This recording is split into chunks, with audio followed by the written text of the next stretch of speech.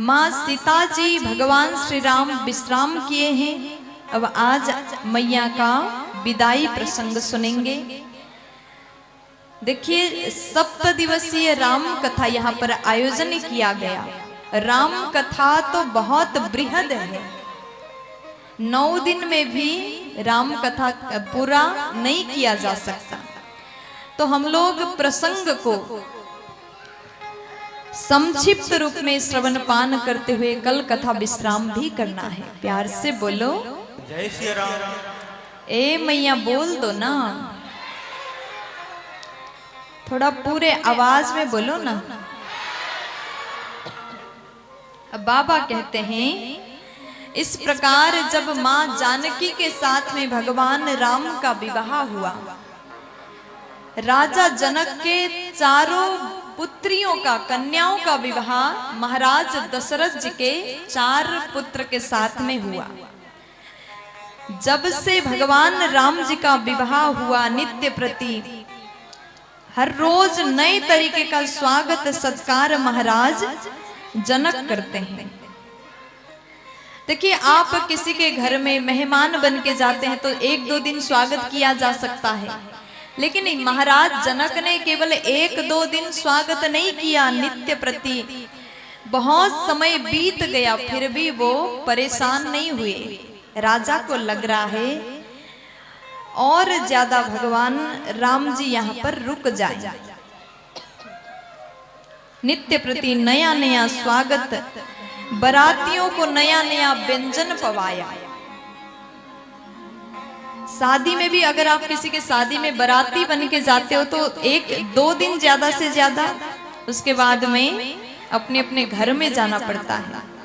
लेकिन बरातियों के लिए रोज नित्य प्रति नया नया व्यंजन खाने को मिल रहा है। आज एक सब्जी बनाए तो कल दूसरा बन रहा है।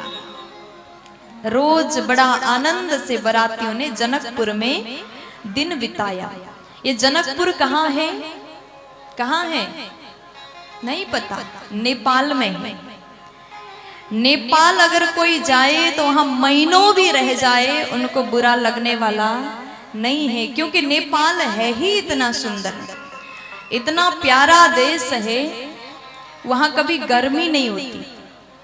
यहाँ तो अभी गर्मी हो रहा है। अभी के समय हम लोग नेपाल से कथा करके लौट रहे हैं।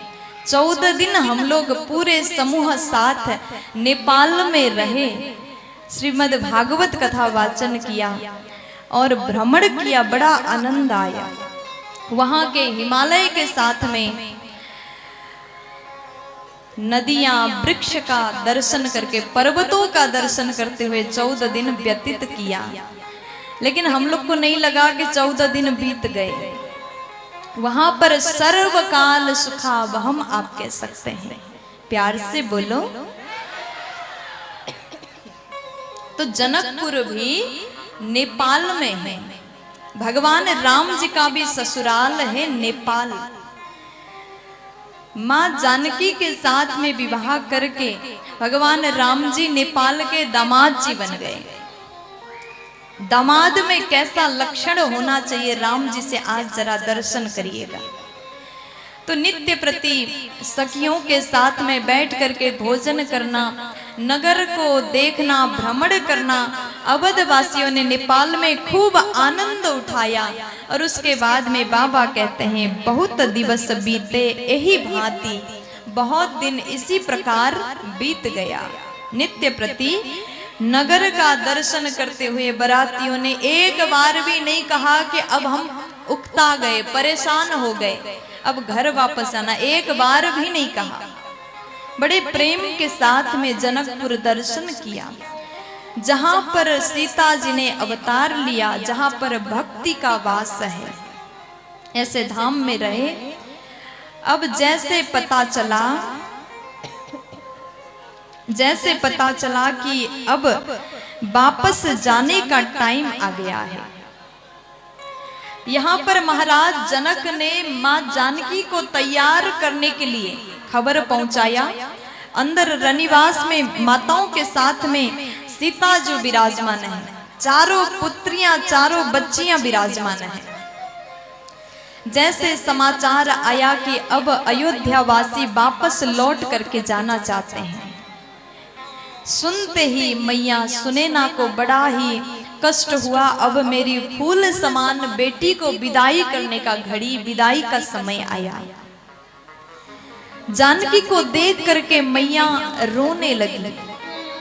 आज जनकपुर से माँ सीता जी विदाई हो रही है, विदा हो रही है, तो केवल मैया सुनैना नहीं, जितने भी माताएं वहां पर विराजमान हैं, समस्त माताएं सखियां रोने लगी। माँ सुनैना ने अपनी पुत्री को जाने से पहले उपदेश दिया है। क्या सिखाया? विविध प्रकार से ज्ञान दिया, उपदेश दिया कि बेटी तुम्हें ससुराल में जाकर के कैसे रहना है। जैसे माँ को लगा कि अब जाने का समय आ चुका है, माँ जानकी को देखा। जब एक माँ बेटी को विवाह करके विदा करती है ना, उस समय कितना दर्द होता है, कितना तकलीफ होती है, केवल माँ ही समझ सकती है। बेटी के विदाई का पल, विदाई का क्षण माँ बाप के लिए अत्यंत कष्टदायक होता है, बहुत दर्द होता है। लेकिन जानकी मैया केवल माँ बाप की प्यारी नहीं है, केवल माता पिता ही इनको प्रेम नहीं करते, पूरा नगर इनको प्रेम करते हैं। जनकपुर में मैया जानकी भक्ति समान है, भक्ति के रूप में इन्होंने अवतार लिया है। आज जैसे मैया को विदाई करने का पल आया, पुनि पुनि सिय गोद करी ले। जानकी जी छोटी हैं अभी। सुनैना मैया ने जानकी माँ को गोद में लिया, बार बार गोद में लेती हैं और बार बार हृदय से लगाती हैं। और जाने से पहले कहा कि बेटा ससुराल में जाकर के हमेशा सबका सम्मान करना। एक माँ जो संस्कारी माँ होती है ना, कभी भी अपने बेटी को ये नहीं कहती कि जाकर के दूसरों से लड़ाई करना। अगर तुम्हारी सास या फिर जेठानी देवरानी एक भी तुम्हें गाली दे तो पलट करके तुम भी देना। कभी भी अच्छी माँ नहीं ज्ञान देती है ऐसा। हर माँ को मैया सुनैना से ये संस्कार सीख लेना चाहिए। सुनैना मैया सीता जी को समझाती है, देवी बेटी अपने जीवन में नारी धर्म का पालन सर्वथा करना। जीवन में सबसे बड़ा दान होता है कन्यादान। धन्य है महाराज जनक जिन्होंने जानकी जैसी, सीता जैसी बेटी को पाया और आज जानकी माँ का कन्यादान करने का सौभाग्य उनको प्राप्त हो रहा है।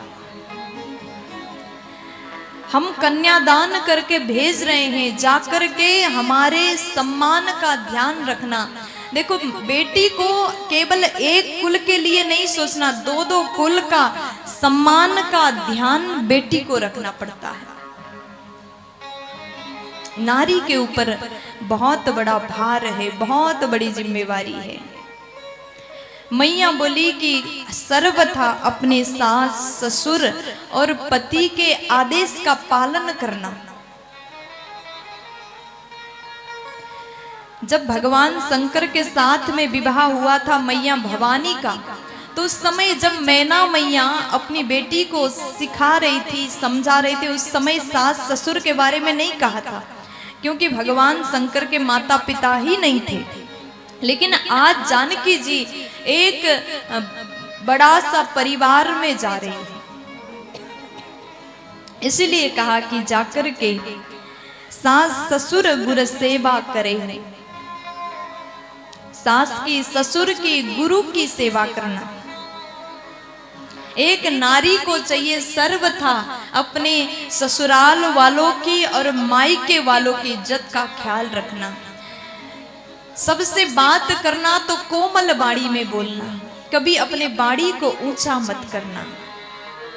सारी बातें मैया सुन रही हैं और सीख रही हैं। फिर मैया सुने ना बोली कि पति रुख लखी आयसु अनुसरे हैं। कभी भी अपने पति से पूछे बिन कोई भी कार्य मत करना। पति के रुख को देख करके काम करना। रुख देखना मतलब समझ रहे हैं, इशारा जान करके ही काम करना, बिना आदेश के कुछ मत करना। मैया ने जैसे सुन लिया, नारी धर्म के बारे में बड़ा सुंदर वर्णन, बड़ा ही सुंदर उपदेश मां सुनैना ने दिया। अब जैसे मैया जानकी को तैयार करके बाहर की ओर सखियों के साथ में लेकर के गई, महाराज जनक बेटी को अभी इतने जल्दी भेजना नहीं चाहते, लेकिन विवाह किया है तो भेजना भी जरूरी है। विवाह के पश्चात अगर बेटी मायका में रहे ना, मायके में रहे, तो लोग कहने लग जाते अरे कब जाएगी, कितने दिन हो गए आए हुए, कब जाना है। ये सब कोई पूछते, चाहे कितने बड़े भी परिवार हो, ये सवाल हर किसी के जीवन में आता है।